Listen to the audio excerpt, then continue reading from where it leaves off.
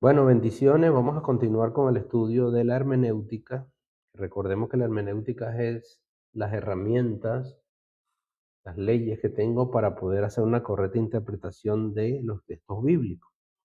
Habíamos visto en la clase pasada la primera parte acerca de las figuras retóricas. Y bueno, hoy vamos a continuar viendo otros tipos de figuras retóricas, ¿ok?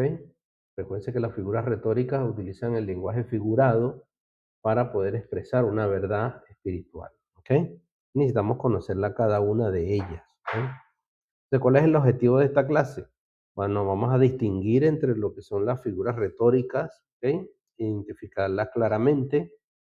En esta parte vamos a ver lo que son alegorías, fábulas, enigmas, tipos, símbolos y parábolas, ¿ok?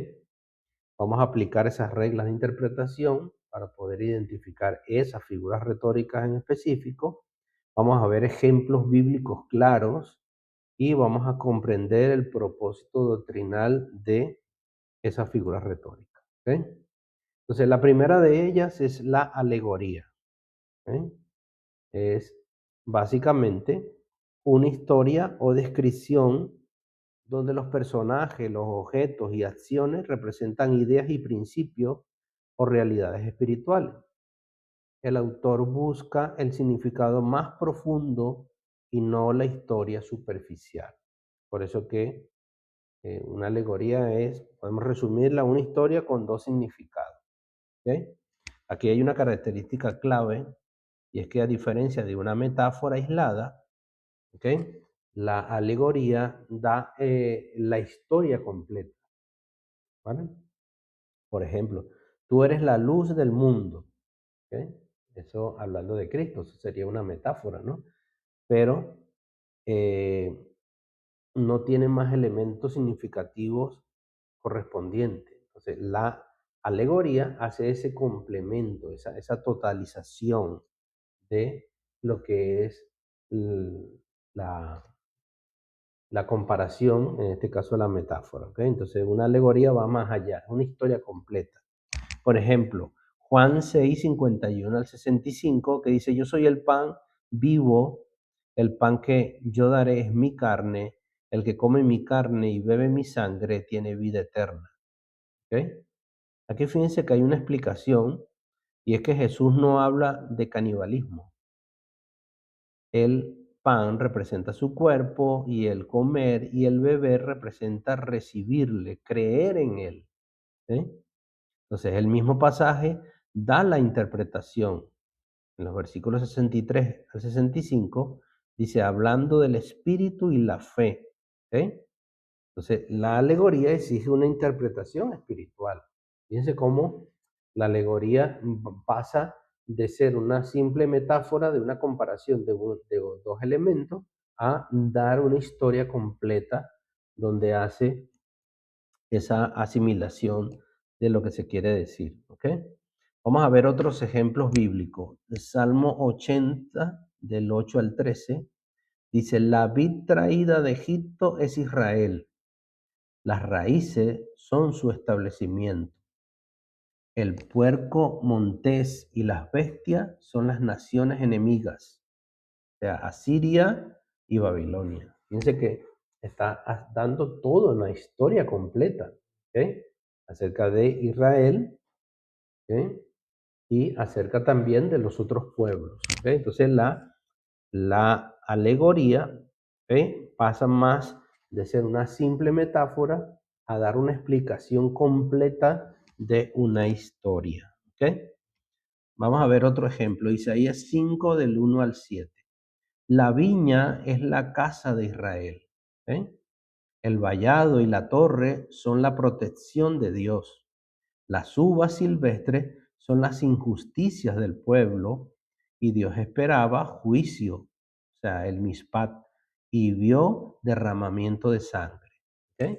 Fíjense cómo entonces esta alegoría de todo este relato no utiliza solo una figura para decir, bueno, la viña es Israel, ¿verdad? Que sería la metáfora, sino que ahora está agregando un complemento de elementos dentro de la figura retórica que en este caso es una alegoría, que está hablando de la explicación completa de todos los elementos que hay allí, ¿no? Que representan los enemigos, que representa la torre, que representa cada uno de los elementos que están en esa figura, ¿ok? Recuerden siempre, las figuras retóricas son un lenguaje figurado que tiene una explicación espiritual, ¿vale? En este caso necesitamos definir todos los elementos que se explican en la figura, ¿ok? Entonces, esa es la diferencia que hace la alegoría. Entonces, en la alegoría buscamos el significado espiritual que el autor intencionó. No todos los detalles tienen significado, pero la mayoría de los elementos principales sí lo tienen, ¿ok? ¿Vale? Tenemos que destacar cuáles son los elementos principales que son los que se van a comparar, porque hay gente que, como les dije anteriormente, espiritualizan todo y eso es muy peligroso, ¿no? O sea, tenemos que distinguir cuáles son los elementos principales que se están comparando y que están dando el significado espiritual. ¿Ok? Entonces, eso sería la alegoría, una metáfora extendida a lo largo de todo un relato, ¿ok? Donde no solamente involucra un personaje, un significado, sino que son varios. ¿Ok? ¿Vale? Vamos con la otra figura retórica que es la fábula. ¿Ok? Seguramente si han estudiado en en otros ámbitos, recuérdense que estas figuras retóricas no solamente se utilizan en la Biblia, ¿ok? También se utilizan en el lenguaje cotidiano, ¿vale? Entonces la fábula es una lección con personajes inesperados, ¿ok? Por ejemplo, animales y objetos que hablan para enseñar verdades morales, ¿ok? Todos nosotros muchas veces hemos escuchado los cuentos, ¿no? Que hay de, de personajes en la literatura. Bueno, esos son fábulas, ¿vale? Entonces, la definición de una fábula es una historia corta, casi siempre con personajes animales o cosas inanimadas que hablan y actúan como humanos. Su propósito es dejar una enseñanza moral o verdad de manera contundente y fácil de recordar. ¿Ok? Entonces, ¿cuál es la característica clave de la fábula? La personificación de animales o cosas. Es como detectar cuando estoy leyendo la Biblia y hay una figura retórica que es una fábula. ¿Ok? Vamos a ver el ejemplo. Amasías, rey de Judá, ha vencido a Edom y lleno de orgullo desafía a Joás, rey de Israel, a una batalla. ¿Y cuál fue la respuesta de Joás? En lugar de aceptar el desafío directamente, Joás responde con una fábula que ilustra la locura del orgullo de Amasías. ¿Ok? Entonces, claro, cuando yo estoy leyendo el relato de Joás, estoy leyendo una fábula, porque le está dando a entender de que lo que está ocurriendo, ¿no? Vamos a ver otro ejemplo clave en Segunda de Reyes 14:9. Dice, el cardillo que está en el Líbano envió a decir al cedro, da a tu hija por mujer a mi hijo. Y pasaron las bestias fieras que están en el Líbano y hollaron al cardillo. ¿Ok?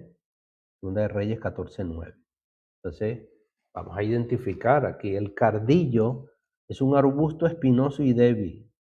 Y aquí representa a Amasías, que es un orgulloso pero débil.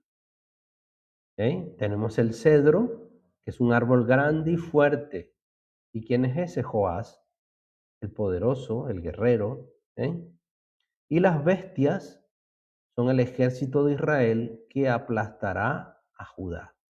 Fíjense cómo utiliza esta historia, esta fábula, ¿ok? Donde tiene personajes que están hablando, porque en este caso el cardillo, ¿ok? El cedro no son personas que hablan, ¿ok? Entonces, ¿cuál es la lección? Por ejemplo, de este versículo que estamos viendo, no te metas con quien no debes, porque tu orgullo te llevará a la ruina. ¿Ok? Fíjense la conclusión al poder leer ese versículo, ¿no? ¿Ok? O sea, ¿qué es lo que le está transmitiendo el personaje de la Biblia cuando Dios, el Espíritu Santo, permite que se ponga esta figura, esta fábula aquí. ¿Qué le está diciendo? Le está diciendo, no te metas con quien no debes, ¿ok? Porque tu orgullo te llevará a la ruina. Fíjense cómo es importante identificar cuando yo estoy leyendo la Biblia y cuando hay una fábula, ¿ok? Porque tiene un significado muy especial. Ese significado especial está dicho para ese momento, a esas personas, en esa ocasión. Recuérdense que yo tengo que aplicar esa fábula, buscar el significado, pero yo no me lo puedo atribuir a mí o se lo puedo atribuir a otra persona, a menos que las personas estén reaccionando en el mismo nivel como estaban esos personajes bíblicos. ¿Ok? Eso es lo que hablamos en la Biblia, de que las profecías tienen un grado, un segundo grado de aplicación y un tercer grado de aplicación. O sea, yo me puedo aplicar un versículo bíblico para mí o para otra persona, pues tiene que ser directamente el Espíritu Santo que nos está diciendo realmente que las condiciones son las mismas, si no, no lo puedo aplicar. ¿Ok? Fíjense lo importante de poder estudiar y entender esta figura retórica, ¿ok? La otra figura retórica es el enigma, ¿eh? El enigma, como todos ustedes saben, pues es una figura retórica que habla, la misma palabra lo dice, ¿no? El enigma, ¿ok? Algo que se desconoce, ¿no? Algo que está como encubierto, ¿ok? Eh, entonces, es un dicho oscuro que requiere ingenio para ser descifrado. ¿Ok? Todos nosotros sabemos lo que significa un enigma, ¿no? O sea, ¿qué es un enigma? Algo que se desconoce, ¿vale? Entonces, así también tenemos en la Biblia, tenemos enigmas, ¿ok? Por decirlo así, es un acertijo para pensar, ¿ok? Entonces, es un dicho oscuro, una pregunta, una declaración que requiere ingenio para ser descifrada. Sí, esta es una de las figuras retóricas más peculiares que existen, pero que tiene una gran implicación, ¿no? Entonces, cuando vamos a estudiar esta figura retórica, tenemos que tener mucho cuidado. Entonces, ¿cuál es el propósito? No confundir, sino invitar a la búsqueda activa de la verdad. ¿Eh? Por ejemplo, el enigma, Jueces 14:14. Del comedor salió comida y del fuerte salió dulzura. Eso está en Jueces 14:14. O sea, ¿qué está hablando allí? ¿Qué personaje? Bueno, nosotros vemos allí de qué personaje están hablando y es una de las cosas que tienen que hacer en la tarea, ¿no? De ver cada uno de ellos, pero que eh, está hablando de un personaje bíblico, de un juez, ¿ok? Y eso es muy importante que ustedes lo vean y lo puedan identificar, ¿ok? ¿Cuál es ese personaje? Sansón. Sansón mató a un león con sus manos desnudas y tiempo después, al pasar por el mismo lugar, encontró miel en el cadáver del león. Entonces, ¿cuál es la ocasión? Esta experiencia le dio la idea para proponer un enigma en su fiesta de bodas con los filisteos. ¿Eh? O sea, los filisteos no tenían ni idea de lo que Sansón les estaba diciendo, pero sí las estaba como retando a ellos, para lo que venían, ¿no? Porque él los iba a destruir. Entonces, ¿cuál es la clave? El comedor y el fuerte es el león, y la comida y la dulzura es la miel. ¿Ok? Entonces, ¿cuál es el desenlace? Sansón apostó a que nadie podía resolverlo. ¿Ok? Los filisteos engañaron a su esposa para que le sonsacara la respuesta. Solo quien conocía la historia podía descifrarla. ¿Ok? Entonces, ¿cuál es el principio de interpretación? Los enigmas bíblicos requieren conocimiento del contexto. O sea, para yo poder entender lo que dice ese versículo bíblico, o sea, del comedor salió comida y del fuerte salió dulzura, yo tendría que ir a la ocasión de lo que ocurrió con Sansón cuando mató al león, ¿ok? Entonces, no son adivinanzas arbitrarias, sino que apuntan a verdades específicas basadas en eventos reales, ¿ok? Que ya han ocurrido. Y por eso que es vital que yo pueda usar el contexto para poder entender de qué se está hablando allí, ¿ok? Entonces, el enigma, ¿ok? El enigma, un dicho oscuro que requiere ingenio para ser descifrado. Seguimos adelante, ¿ok? La tipología o los tipos es otra figura retórica, ¿ok? Que es muy utilizada y es de mucha importancia el poder entenderlo, ¿no? ¿Ok? Un tipo es una figura importante, ¿ok? De algo que va a venir, ¿ok? Un tipo es una persona, es un evento, es una institución u objeto del Antiguo Testamento que Dios diseñó soberanamente para servir como modelo, como sombra o bosquejo de una realidad futura y superior en el Nuevo Testamento llamada antitipo. ¿Ok? ¿Ok? El tipo apunta hacia Cristo en su obra o su significado de lo que quiere resaltar. ¿Ok? Entonces, ¿cuál es la analogía útil?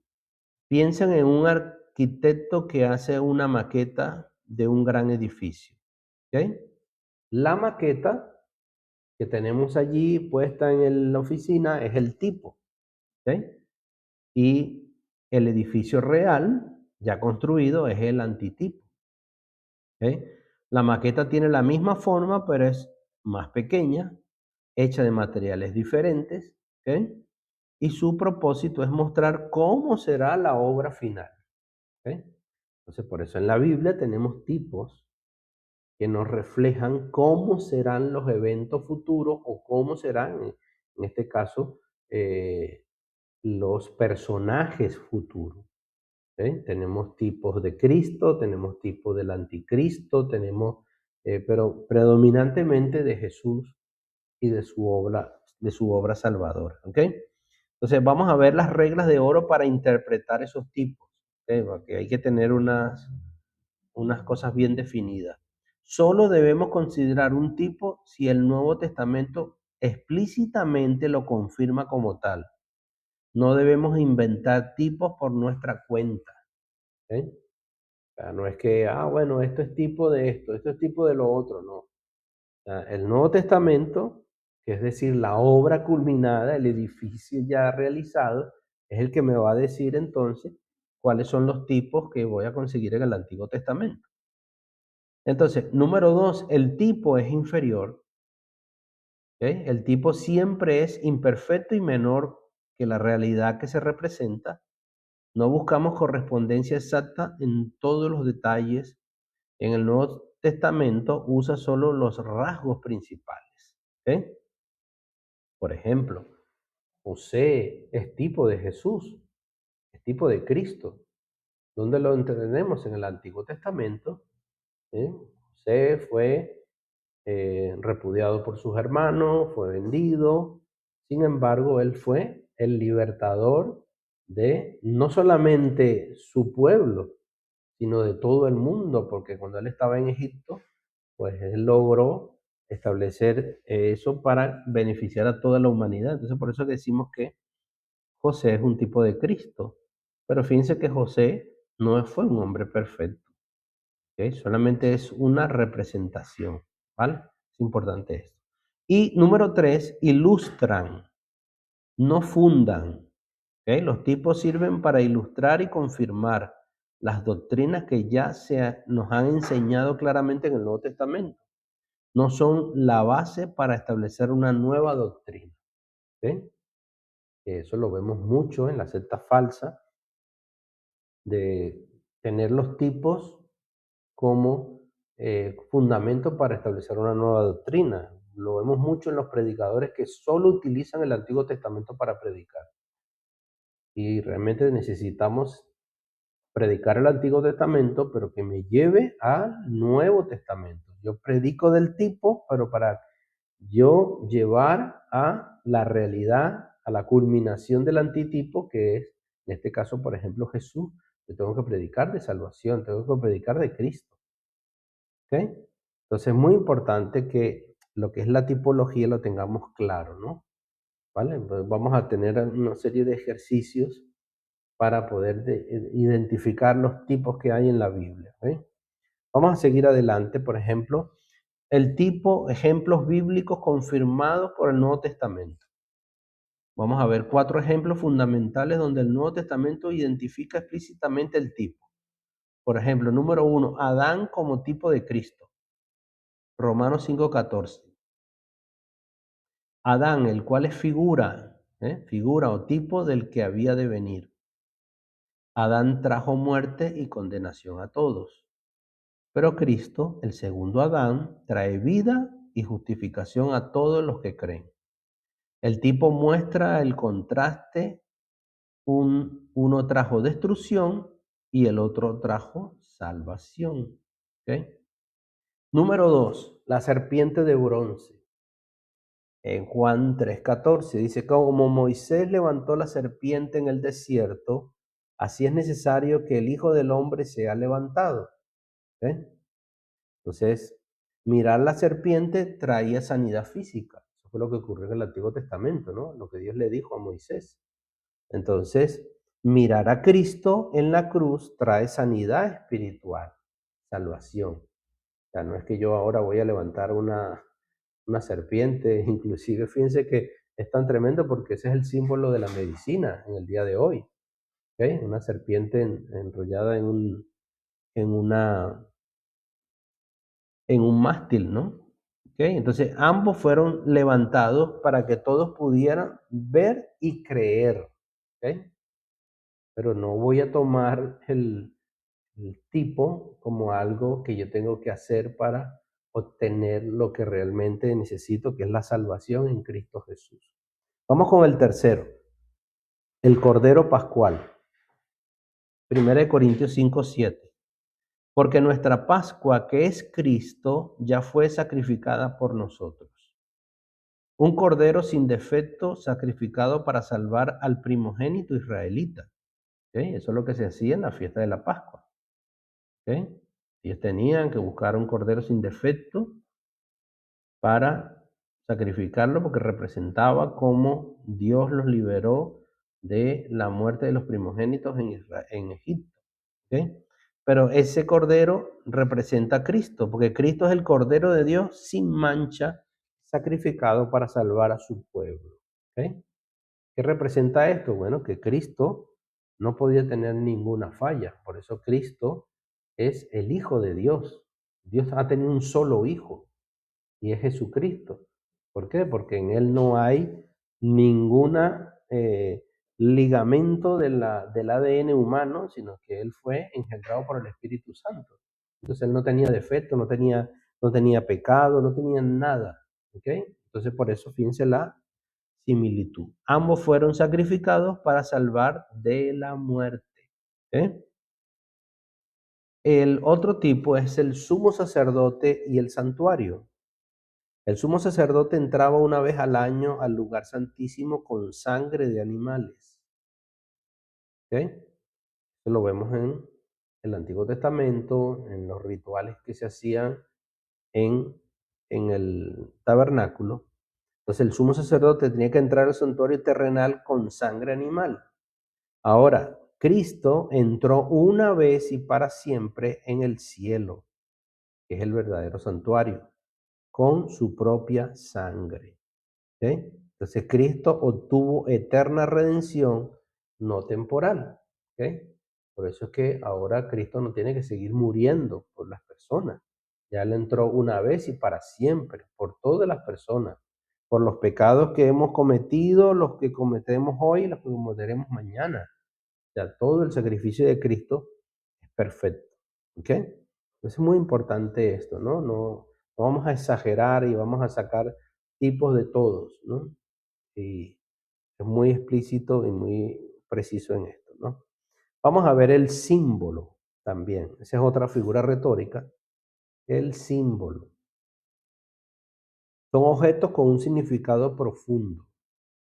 uso de lo familiar para representar realidades espirituales.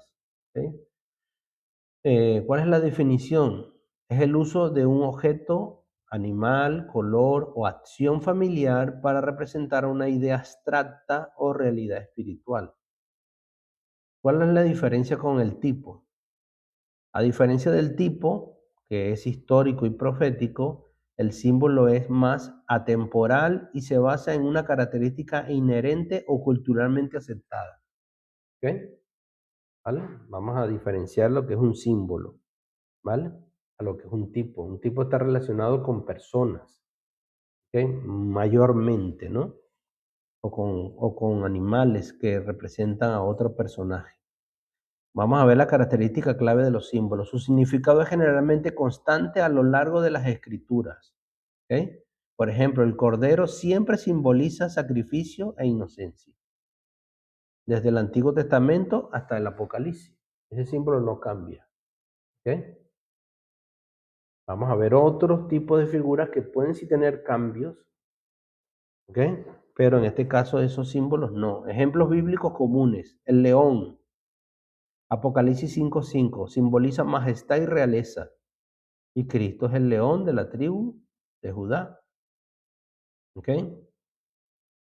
El cordero, Juan 1:29, simboliza sacrificio e inocencia. Jesús es el cordero de Dios. El agua, Efesios 5:26, simboliza purificación y limpieza. Somos lavados por el agua de la palabra, ¿ok? No para que la gente esté echándose agua, bebiendo agua, comprando agua bendita, sino que fíjense cómo es el significado, ¿ok? De eso. O sea, el agua es un símbolo, pero por sí sola el agua sola no tiene ninguna capacidad. Fíjense lo que nos está representando, ¿ok? Por ejemplo, el aceite, otro símbolo también muy mal interpretado. En Santiago 5:14, el aceite simboliza la presencia y la unción del Espíritu Santo, ¿ok? La levadura, Mateo 16:6, generalmente simboliza el pecado, la hipocresía o la mala enseñanza porque corrompe y fermenta, ¿ok? También tenemos hechos simbólicos, por ejemplo, el bautismo, ¿ok? Es un hecho simbólico porque el bautismo representa, ¿verdad? El morir, ¿verdad? Al mundo, así como Cristo murió y fue enterrado, ¿verdad? Y resucitamos en una nueva vida, ¿ok? Por eso una persona que se inicia en el cristianismo siempre se bautiza, porque representa, es una representación. ¿Verdad? Entonces vemos que es un hecho simbólico. El otro es la cena del Señor, ¿ok? El pan representa el cuerpo partido y el vino la sangre derramada, ¿ok? Entonces fíjense cómo símbolo no solamente de personas, sino también de hechos, ¿ok? De cualidades que me van a decir a mí qué es lo que quiere representar, ¿vale? Vamos a ver la última figura retórica por el día de hoy, y es la parábola, ¿ok? Esto quizás es muy nombrado y se ha escuchado mucho. Jesús era especialista en hablar en parábolas y es una historia terrenal, ¿ok? Con un significado celestial, ¿ok? Un, un mover de Jesús de ser el maestro por excelencia de las parábolas. Entonces, una parábola es una historia, ¿verdad?, cotidiana de la vida real que me va a expresar a mí algo sucedido en un mundo espiritual, ¿ok? Son muchas las parábolas. Por ejemplo, cuando Jesús decía, el reino de los cielos es semejante a un sembrador que salió a sembrar. Entonces, fíjense cómo está comparando, haciendo alusión de algo cotidiano que es la siembra, pues de algo espiritual, ¿ok? Y ahí empiezan las comparaciones, quién es el sembrador, quién es la semilla, qué pasa con la semilla, pero está dando una explicación espiritual. Entonces Jesús es el maestro por excelencia de las parábolas. ¿Cuáles son las características claves de la parábola? A diferencia de la alegoría, en la parábola no todos los detalles tienen un significado oculto. ¿Ok? En la parábola todos los detalles tienen un significado real, ¿ok? Y conocible. ¿Ok? Por ejemplo, volvemos al ejemplo de Jesús hablando de el sembrador, ¿no? Dice, el reino de los cielos es semejante a un sembrador que salió a sembrar. Entonces, Jesús después explica la parábola y dice claramente, ¿quién es el sembrador? Dios. ¿Quién es la semilla? La palabra. ¿Ok? ¿Quiénes son los tipos de tierra? Las personas. ¿Ok? Y cómo iban a reaccionar ante la palabra es cómo esos tipos de tierra van a producir el fruto para la semilla. ¿Ok? Fíjense que es la diferencia, ¿no? ¿Ok? Entonces, ¿cuál es el objetivo principal? Comunicar una verdad central y los detalles sirven para hacer la historia realista y memorable, no para ser interpretados individualmente. ¿Ok? Siempre recordemos que todo lo que representa la parábola está enmarcado dentro de una historia, ¿ok? Que no debemos de separarlos. Siempre van connotados en esa unidad de interpretación de la historia. Entonces, ¿cuáles son las reglas de oro para interpretar parábolas? Número uno, buscar el objeto principal. ¿Cuál es la verdad central que Jesús enseña? Por ejemplo, a menudo la misma parábola lo dice al principio o al final de la historia de la parábola. ¿Ok? Por ejemplo, la parábola de la moneda perdida. Existen muchas parábolas que son necesarias estudiarla cada una de ellas y ver el significado de lo que quiere decir Jesús con cada una de ellas. Por ejemplo, en Lucas 18:1 comienza diciendo el propósito. También le refirió Jesús una parábola sobre la necesidad de orar siempre y no desmayar. Entonces, lo que viene a continuación, ¿verdad? Ese relato de esa parábola es una historia que tiene como principal objetivo el enseñar acerca de la necesidad de orar siempre y no desmayar. ¿Vale? Entonces, siempre la parábola va a estar indicada al principio o al final, siempre va a estar indicada el nombre, el objeto, el objetivo principal de la parábola. Número dos, considerar el contexto.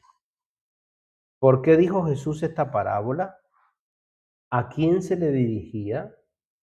¿Qué había pasado justo antes? ¿Ok? El contexto es la llave que abre el significado. Porque Jesús no contaba parábolas por contarlas, sino que había un porqué de lo que decía, ¿no? ¿Ok? Entonces es muy importante siempre estudiar el contexto, o sea, por qué Jesús dijo eso, a quiénes fue dirigido, y nos va a ayudar a entender el significado.